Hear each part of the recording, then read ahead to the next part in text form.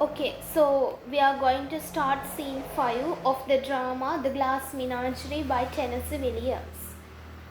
Scene 5. So, till now we have completed all the other 4 scenes, and if you have watched my previous videos, you know how I am continuing the analysis of the scenes, right? So, this is also same as that, so we'll start scene 5. Screen, Annunciation. Fade with music. It is early dusk on a spring evening. Supper has just been finished in the Wingfield apartment. Amanda and Laura in light-colored dresses are removing dishes from the table. In the upstage area, which is shadowy, their movements formalized almost as a dance or ritual, their moving forms as pale and silent as moths. Tom, in white shirt and trousers, rises from due table and crosses toward the fire escape. Now here, legend on a screen, Annunciation. Annunciation is an allusion to the announcement of Angel Gabriel to Mary, right? So conception of Jesus Christ, and it's a actually biblical allusion according to that. So here, this Annunciation is Laura having a gentleman caller, and Lady Mary, who is a virgin, being pregnant, unrealistic that the god has made her pregnant or something. There was some sort of a allusion, right? So if you search on internet or some social media, you may find the definite meaning for Annunciation, right? So this is the brief idea of that word, Annunciation. Then music is heard as the light slowly comes on. Then highlights that it's a spring season, so it is symbolic of hopes and good fortune, isn't it? So after winter, after a harsh time period, now it's spring, so which foreshadows of something which is about to come, and that something good, isn't it? Okay, then fire escape is also once again highlighted there, because this is one of the the first effort of Tom of escaping from this family obligations and responsibilities without hurting the family members, isn't it? So that's why the metaphor of fire escape is highlighted, because by now Tommy is with a great yearning to escape, and he is with a very desirous instance to achieve his goals and plans, right? So because he says that his goals and plans are not in warehouse or any other place. Yes, so the setting is well described, how the light has been pointed on, how the view of the camera should be there, and the dresses of Tom, the white shirt and trousers, rises from the table and crosses towards the fire escape. All these things are highlighted through that. Okay, so you can continue. Fire escape. Amanda as he passes her, son, will you do me a favor? Tom, what? Amanda, comb your hair. You look so pretty when your hair is combed. Tom. So see how much she concern on the physical appearance, right? So okay, we'll continue, and then she mentions about Mr. Wingfield's appearance as well. Then we'll discuss about both together. Tom slouches on sofa with evening paper. Enormous caption: Franco triumphs. There is only one respect in which I would like you to emulate your father. Tom, what respect is that? Amanda. Now see, there is only one respect in which I would like to emulate. Emulate means to see you equal to your father. And so this is very ironic, because Amanda does not expect Tom to be like his father, isn't it? And says that you should not be a drunkard because your father is a drunkard, isn't it? So that was her opinion regarding Mr. Wingfield's character, right? So the only aspect that she likes to see equal to her husband was Tom's good looks, the care on good looks, the cleanliness and tidiness, right? Okay, then headline reads Fianco triumphs. Fianco is also about an Spanish dictator who ruled Spain, right? Mussolini, Hitler of Germany, Mussolini is of Italy to win, right? So that part is there. Then what respect did? So what, in which way do you like me to see equal to father? That's what Tommy is questioning. Amanda, the care he always took of his appearance. He never allowed himself to look untidy. He throws down the paper and crosses to fire escape. Where are you going? Tom, I'm going out to smoke. Amanda, you smoke too much. A pack a day at 15 cents a pack. How much would that amount to in a month? 30 times 15 is how much, Tom? Figure it out and you will be astounded at what you could save. Enough to give you a night school course in accounting at Washington U. Just think what a wonderful thing that would be for you, son. Tom is unmoved by the thought. Now see the effort of Amanda to set a goal for Tom, isn't it? So that's why I said not only for Laura that she is going to empower and to set a goal, but also for Tom, right? So she very logically proves how much money wasted by Tom unnecessarily for his escapist work, which has no any meaning because they are very temporary, short-lasting escapisms, isn't it? So living in an illusion is not the reality, right? So it's not the solution, because what you have to do is actually you have to find methods to face it in a very practical manner, isn't it? Without escaping නේද? අපි හැමතිස්සෙම කියන්නේ යථාර්ථයට මුහුණ දෙන්න කියලා. හරිද? කියන්නේ අපිට whatever the thing, right? So it may be a good thing to be faced or bad thing, whatever it is, you have to face it without escaping from that, because the life should move on forward without going backward and find somewhere to hide yourself, right? So that's where the challenge is. So don't you have ever seen that, don't you have ever heard that the life without challenges, burdens is not beautiful as a life with all good flow, isn't it? අපි කියන්නේ අර මොනවාද ගඟක උනත් ගල තියෙද්දි ඒක අර රැළ වැදිලා එන අර පෙන නේද? එතකොටනේ ගඟ උනා ලස්සන. So that's what Amanda is also trying to say නේද? එතකොට life එකේ කියන්නේ but she is doing the same. In one hand, okay, it's okay, but the thing is what she says is correct, isn't it? So Tommy is always smoking, watching movies, all sorts of escapisms are there in his character. But in one hand, if in any case, if he tries himself to get face to the realities, isn't it? So his life won't be like this, isn't it? So if we have stopped that smoking, he would have saved money. So with that, what she said, that he would be able to take a night school course in accounting at Washington U, isn't it? So that then only the hopes would be achievable, right? So very good advice by Amanda can be seen here, right?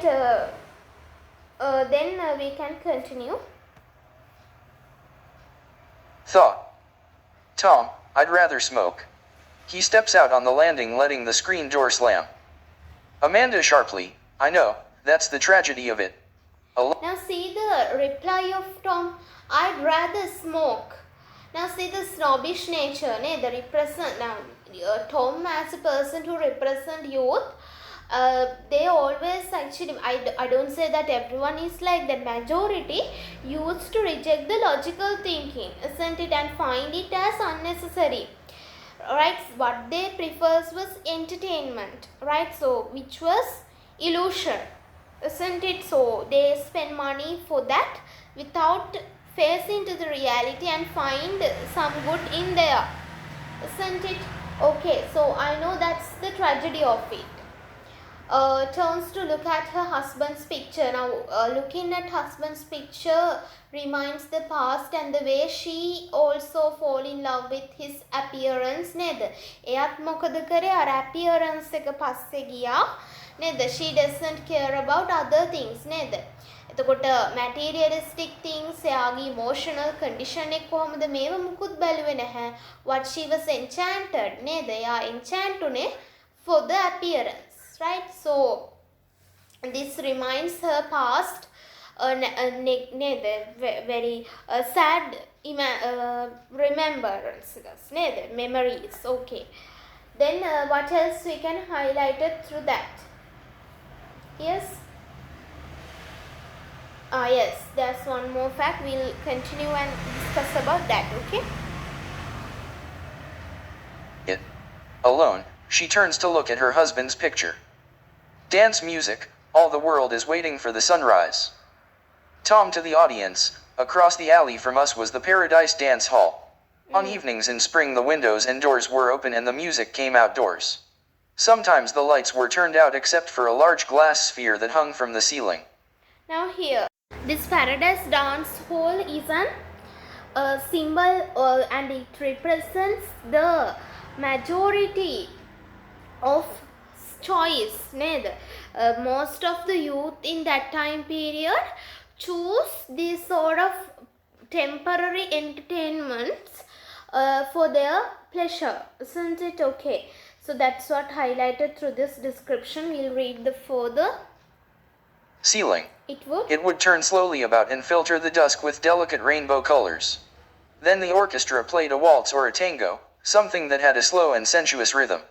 Couples would come outside, to the relative privacy of the alley. You could see them kissing behind ash pits and telegraph poles. This was the compensation for lives that passed like mine, without any change or adventure. Adventure and change were imminent in this year. They were waiting around the corner for all these kids. Suspended in the mist over Berchtesgaden, caught in the folds of Chamberlain's umbrella. In Spain there was Guernica. But here there was only hot swing music and liquor, dance halls, band, and movies, and sex that hung in the gloom like a chandelier and flooded the world with brief, deceptive rainbows.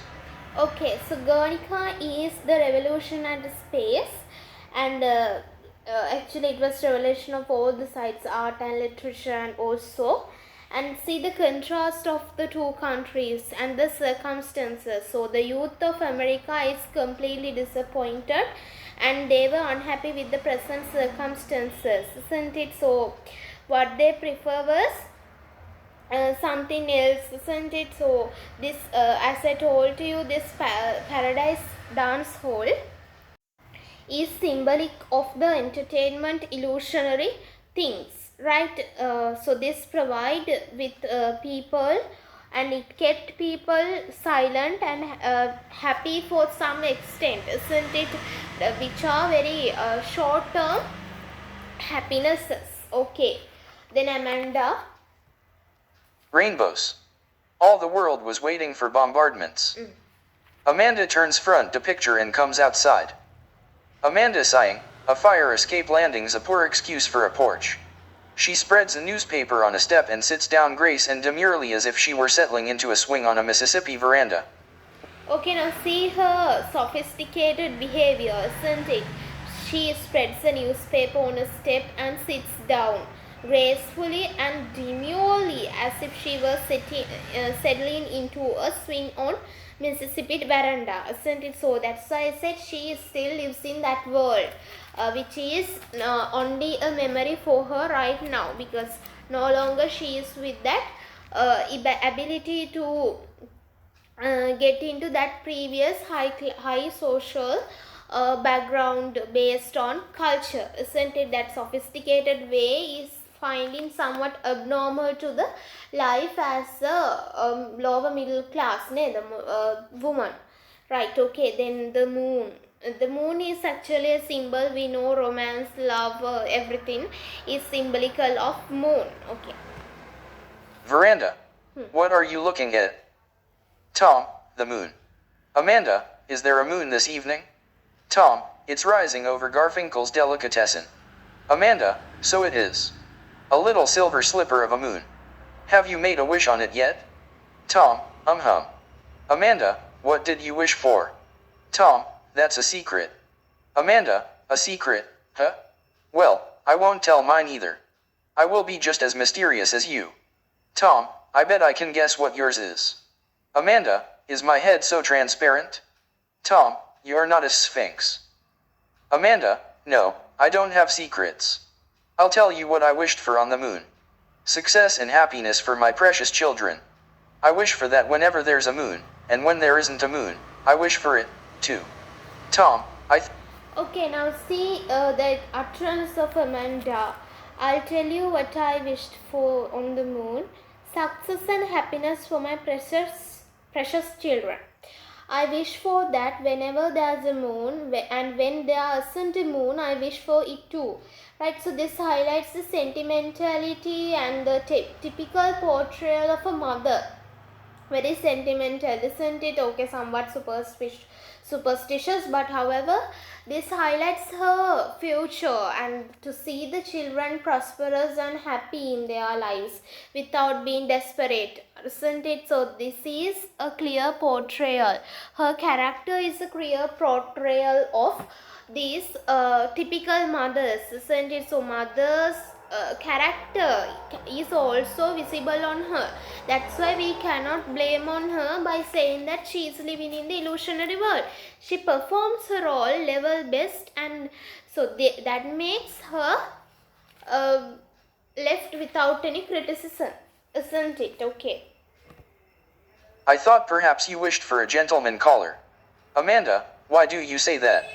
Tom, don't you remember asking me to fetch one?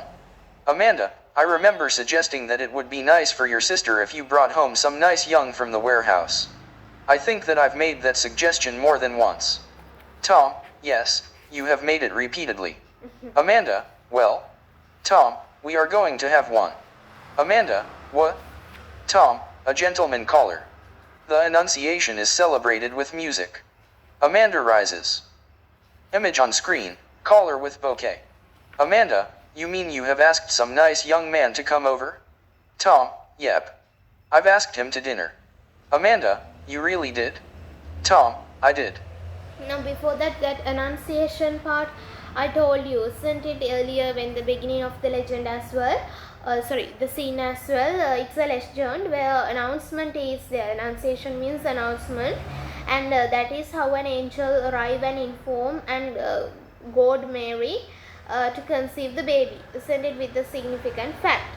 On a stage direction, this isn't an illusion, right? So actually this is an announcement, like something on legend, right? Okay, stage direction part of it. Okay, මොකද මෙයා square brackets ඇතුලේ තියෙන්නේ stage direction, so this is part of the it, not something uttered by the characters. Okay, yes, I did. Continue. Did. You Amanda, you did, and did he accept? Tom, he did. Amanda, well. That's lovely. Tom, I thought that you would be pleased. Amanda, it's definite, then. Tom, very definite. Amanda, soon. Tom, very soon. Amanda, for heaven's sake, stop putting on and tell me some things, will you? Tom, what things do you want me to tell you? Amanda, naturally I would like to know when he's coming. Tom, he's coming tomorrow. Amanda, tomorrow? Tom, yep. Tomorrow. Amanda, but, Tom. Tom, yes, mother? Amanda, tomorrow gives me no time. Tom, time for what? Amanda, preparations. Why didn't you phone me at once, as soon as you asked him, the minute that he accepted? Then, don't you see, I could have been getting ready. Tom, you don't have to make any fuss. Amanda, oh, Tom, of course I have to make a fuss.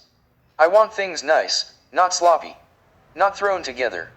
I'll certainly have to do some fast thinking, won't I? Tom, I don't see why you have to think at all. Amanda, you just don't know. We can't have a gentleman caller in a pigsty. All my wedding silver has to be polished, the monogrammed table linen ought to be laundered. The windows have to be washed and fresh curtains put up. And how about clothes? We have to wear something, don't we? Okay, now see the joyful mode of Amanda, isn't it? And this is very rare in her character. Always what she gets is something to be frustrated. Okay, you just don't know. We can't have a gentleman caller in a pigsty. What's the verbal meaning? Yeah, I mean, උරුකොටුවක් නේද? උරුකොටුවක gentleman caller කෙනෙක් receive කරන්න බෑ කියලානේ කියන්නේ. So that's the reality, isn't it? Okay. So what she's going to do, all these preparations were the appearance. The reality is something else. Okay. All my wedding silver has to be polished. Okay, so the monotonous grandma table, everything either. So she's going to make an illusion hiding the reality behind. Okay, so she is arranging everything in a special way to give a good impression to the gentleman caller. Then Tom, mother, this boy is no one to make a fuss over. Amanda, do you realize he's the first young man we've introduced to your sister? It's terrible, dreadful, disgraceful that poor little sister has never received a single gentleman caller. Tom, come inside. She opens the screen door. Tom, what for? Amanda, I want to ask you some things. Tom, if you're going to make such a fuss, I'll call it off. I'll tell him not to come. Amanda, you certainly won't do anything of the kind. Nothing offends people worse than broken engagements. It simply means I'll have to work like a Turk. We won't be brilliant, but we will pass inspection. Come on inside. Tom follows, groaning. Sit down. Tom, any particular place you would like me to sit? Amanda, thank heavens I've got that new sofa. I'm also making payments on a floor lamp I'll have sent out. And put the chintz covers on, they'll brighten things up. Of course I'd hoped to have these walls repapered. What is the young man's name? Tom, his name is O'Connor. Amanda, that, of course, means fish tomorrow is Friday. I'll have that salmon loaf, with turkey's dressing. What does he do? He works at the warehouse? Tom, of course. How else would, Amanda, Tom, he, doesn't drink. Tom, why do you ask me that? okay, so here we can see Tom's scornful, sarcastic tone at any particular place you would like me to sit. And see the effort of Amanda to deceive the truth of the economic condition and the economic stability are hide there. And by hiding everything, she's trying to create a good environment to suit for a good impression for the gentleman caller, isn't it? And then now see this conversation. Tom, does he drink? Why do you ask me that? Your father did. That's what I said to you. Isn't it very logical and psychological? In the same time, it's very natural to seek a contradictory character of Amanda's spouse, isn't it? So she was actually deserted from that spouse. So finding a contradictory character to Mr. Wingfield is justifiable and acceptable. It's very logical and simple. Right, so it's very reasonable for her in her point of view, isn't it? Okay. Don't get started on that. Do not start that. He does drink then. Not that I know of. I do not know of. Okay, continue. That? Amanda, your father did. Tom, don't get started on that. Amanda, he does drink, then. Tom, not that I know of. Amanda, make sure, be certain. The last thing I want for my daughter's a boy who drinks. Tom, aren't you being a little bit premature? Mr. O'Connor has not yet appeared on the scene. Amanda, but will tomorrow. To meet your sister, and what do I know about his character? Nothing. Old maids are better off than wives of drunkards. Tom. Now see that idea, isn't it? So according to her, this is a very philosophical statement, and also in her viewpoint, it's very logical, isn't it? What she's saying is, old maids, neda වයසට ගිය මිනිස්සු හොඳයි than the wives of drunkards, right? So she actually speak of it in her life experience, isn't it? Don't you feel so? That is her life experience, and that's her life. Actually, what she received in return with the relationship with Mr. Wingfield, isn't it? So here something philosophical and something which is in her opinion is brought out there. Oh my god. Okay, because Tom drinks, right? Okay, so he okay, I think he stopped it, isn't it? Tom promised me that you will never be a drunkard or something. That part was there in previous scenes, isn't it? So we discussed something about that in that place as well, isn't it? So okay. Tom, oh my god. Amanda, be still.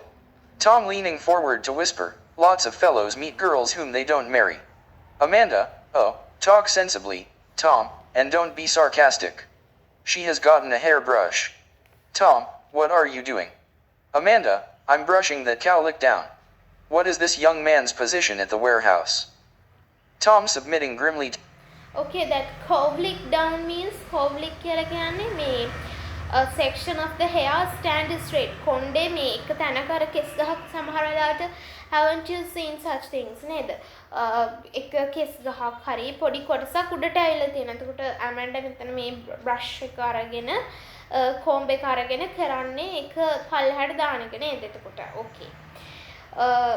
Now see the attitude නේද? What are you doing? So that lament of the mother is not actually cared by him. He found it as something serious. What are you doing? As if she is doing something very harmful. Isn't it okay? Then submitting grimly, unhappy mood to brush and an interrogation, the questioning manner. This young man's position is that of a shipping clerk mother. Shipping clerk means, now usually we do not expect the gentleman callers to be shipping clerk, isn't it? So that's where the contrast occurs. They are හැමතිස්සෙම කියන්නේ gentleman caller කෙනෙක් ඕනි කියලා. But the thing is, a gentleman caller won't become on these apartments, the middle class apartments. Would a gentleman caller come? Even though she is of a higher class, I don't think that in that time period of newly emerging social class there would be such gentleman callers. There may be, okay, there is a tendency, there is a possibility, if in any case if they are of that high social acceptable class, isn't it? So it's here very ironical to expect some of the gentleman callers. Okay. Grimly to the brush and the interrogation, this young man's position is that of a shipping clerk, mother. Amanda, sounds to me like a fairly responsible job, the sort of a job you would be in if you just had more get up. What is his salary? Have you any idea? Tom, I would judge it to be approximately $85 a month. Amanda, well, not princely, but Tom, 20 more than I make. Amanda, yes, how well I know.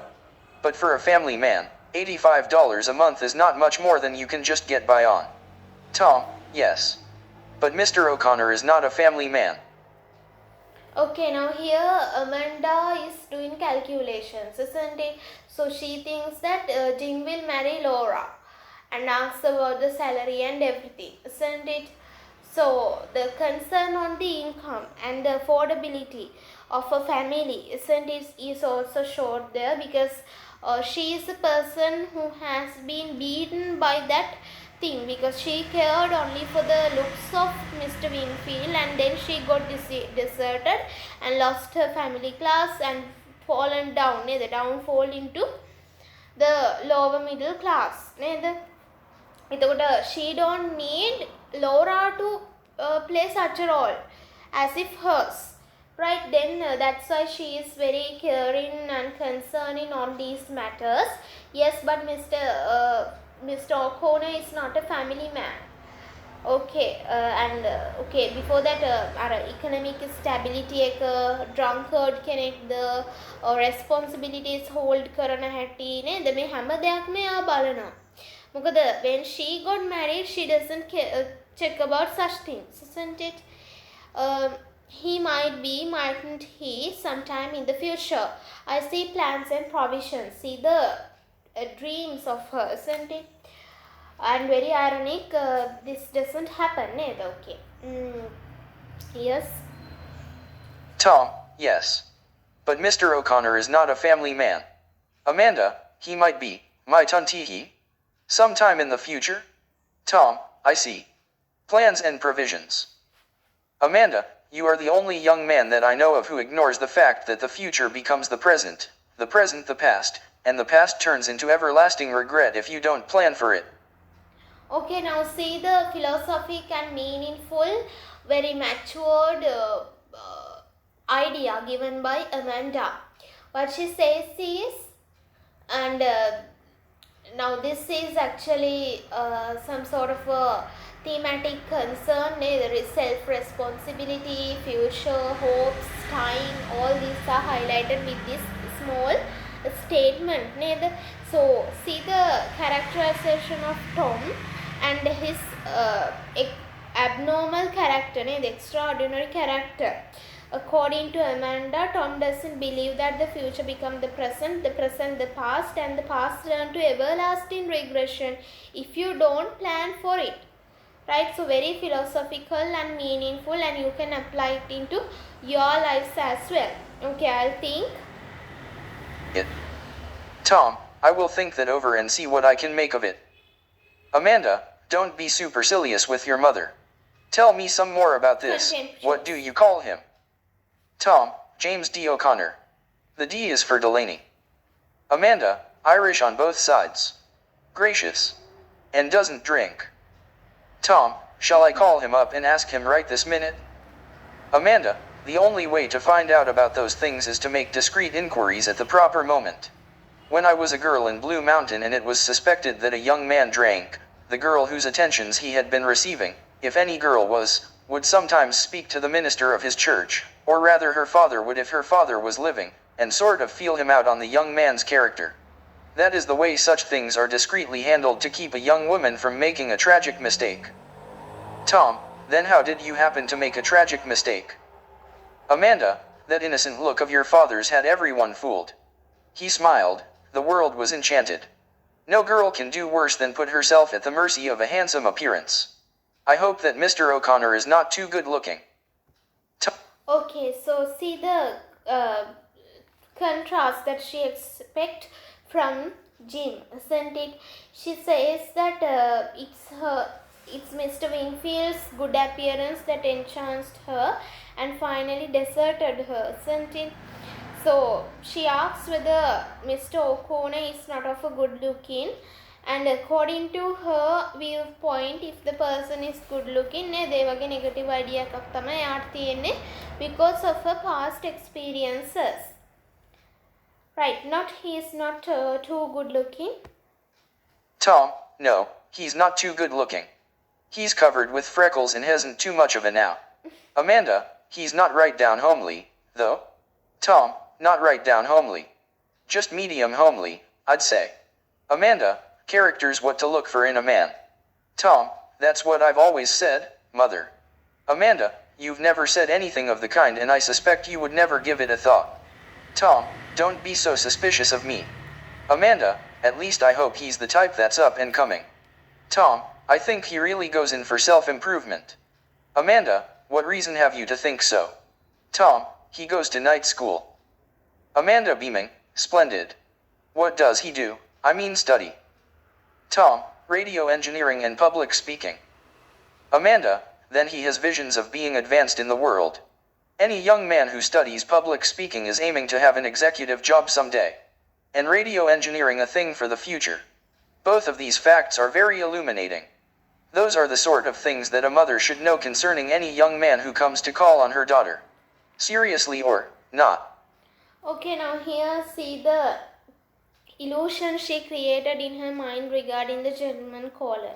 Isn't it? The other thing is Jim's and Tom's contrastive characteristics, whereas Tom is in a very sad life condition, isn't it, without finding the reality as something which could be acceptable. He always tries to get into illusions, but in fact Jim is not such person. He always tries to face to the reality and see the courses he follows: radio engineering and public speaking. So these are very modern and very popular courses, isn't it? So it suggests that he is a very progressive youth. Right, all sorts of good qualities are highlighted in Jim's character. එතකොට Jim නිකන් අර realistic portrayal of human world වගේ තමයි brought out කරන්නේ මෙතන. Right, okay, then one little warning. Not. Tom, one little warning. He doesn't know about Laura. I didn't let on that we had dark ulterior motives. I just said, why don't you come and have dinner with us? He said okay, and that was the whole conversation. Amanda, I bet it was. You're eloquent as an oyster. However, he'll know about Laura when he gets here. When he sees how lovely and sweet and pretty she is, he'll thank his lucky stars B was asked to dinner. Tom, mother, you mustn't expect too much of Laura. Amanda, what do you mean? Tom, Laura seems all those things to you and me because she's ours and we love her. We don't even notice she's crippled anymore. Amanda, don't say crippled. You know that I never allow that word to be used.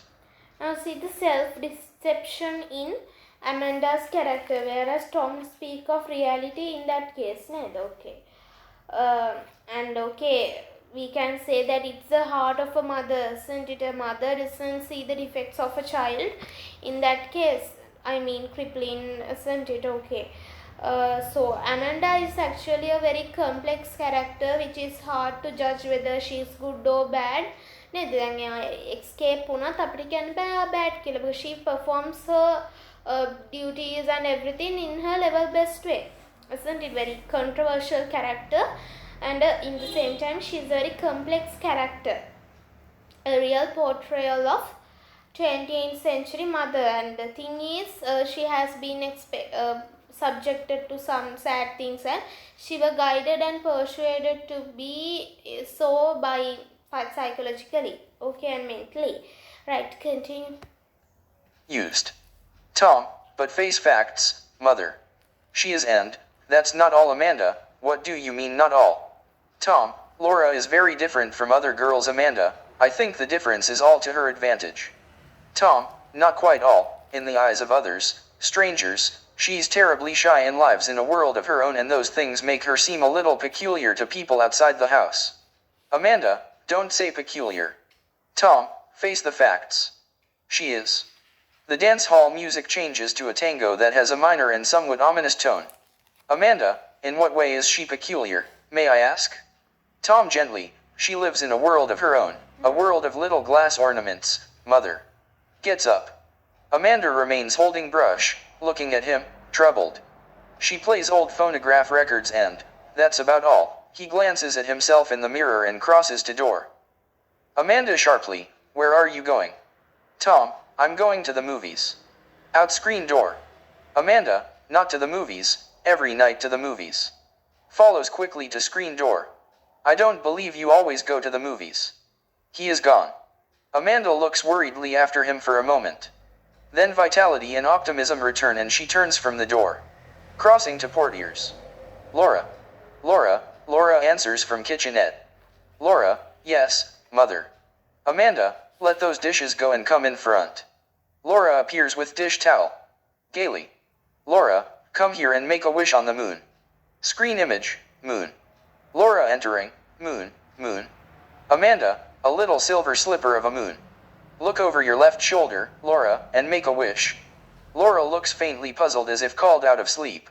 Amanda seizes her shoulders and turns her at an angle by the door. Now, darling, wish. Laura, what shall I wish for, mother? Amanda, her voice trembling and her eyes suddenly filling with tears. Happiness. Good fortune.